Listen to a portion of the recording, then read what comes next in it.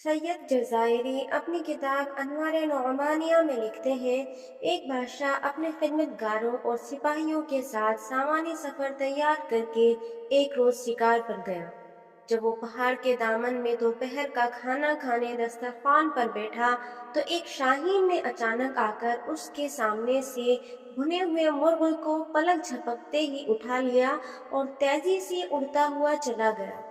بادشاہ یہ بھنا ہوا مرغ کھانا چاہتا تھا، لیکن وہ دیکھتا کا دیکھتا ہی رہ گیا۔ اس نے فوراً ہی اپنے سپاہیوں کو حکم دیا کہ گھوڑوں پر سوار ہو کر شاہین کا پیچھا کریں اور مرغ واپس لے کر آئیں۔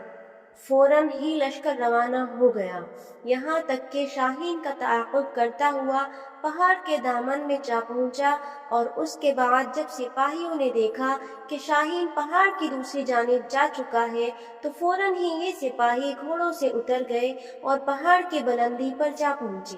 پہاڑ کی دوسری جانب پہنچنے کے بعد انہوں نے بڑا عجیب و غریب منظر دیکھا۔ ان کے سامنے ایک شخص تھا جس کے ہاتھ اور پاؤں بندھے ہوئے تھے اور وہ زمین پر پڑا ہوا تھا، اور بھنا ہوا مرغ دسترخوان سے اٹھا کر لانے والا شاہین بڑے مزے سے اس شخص کی مہمان نوازی کر رہا تھا۔ وہ پرندہ اپنی چونچ سے گوشت نوچ نوچ کر اس شخص کے منہ میں ڈال رہا تھا، اور اس کے بعد وہ اڑا اور کہیں سے اپنی چونچ میں پانی بھر لایا۔ پھر اس نے یہ پانی بھی اس شخص کو پلا دیا۔ سپاہی اس شخص کے قریب پہنچے اور اس کے ہاتھ پاؤں کھول کر پوچھا کہ کیا ماجرا ہے؟ تو اس نے سپاہیوں کا شکریہ ادا کرتے ہوئے بتایا، میں ایک تاجر ہوں، تجارت کے سلسلے میں اپنا مال و اسباب لے کر جا رہا تھا کہ اسی راستے میں ڈاکوؤں کا سامنا ہو گیا۔ وہ میرا مال و اسباب لوٹ کر لے گئے۔ وہ چاہتے تھے کہ مجھے قتل کر دے، لیکن میں نے ان سے التجا کی کہ وہ مجھے جان سے نہ ماریں۔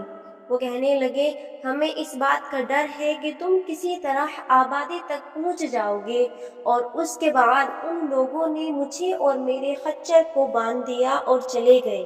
پھر دوسرے دن یہ پرندہ میرے لیے کہیں سے روٹی لے کر آیا، اور آج یہ بھنا ہوا مرغ لے آیا ہے۔ روزانہ 2 مرتبہ یہ پرندہ میری مہمان نوازی کرتا ہے۔ لکھا ہے کہ بادشاہ کو جب اس بات کا علم ہوا تو اس کی زندگی میں انقلاب آ گیا۔ وہ کہنے لگا، افسوس ہے ہم پر کہ ہم ایسے خدا کی خدائی سے غافل رہے جو اس انداز سے اپنے بندوں کو رزق فراہم کرتا ہے اور اپنا نظام چلاتا ہے۔ یہ کہہ کر بادشاہ نے اپنی حکومت سے کنارہ کشی اختیار کر لی اور اپنے زمانے کا عابد و زاہد شخص بن گیا۔ ویڈیو پسند آئی ہو تو ہمارے چینل کو سبسکرائب کریں، لائک اینڈ شیئر کریں، ساتھ ہی بیل آئیکن کو پریس کریں جس سے ہماری آنے والی ہر ویڈیو کی نوٹیفیکیشن آپ کو